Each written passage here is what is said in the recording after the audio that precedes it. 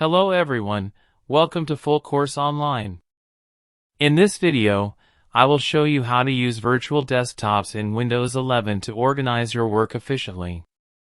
Let's begin step by step. First, press Windows plus Tab on your keyboard. This will open the Task View screen. You will see your current desktop and all the open application on this desktop. Now click on the plus icon to create new desktop. A second desktop will be created. Click on Desktop 2 to switch to it. Open any applications here, for example an Excel sheet or document. These apps will remain only in this desktop. To switch between desktops, press Windows plus Tab again and select another desktop.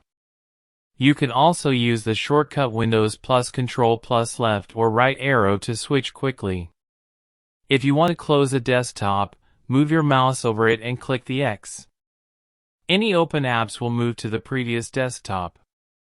This feature helps separate work, study, and personal tasks.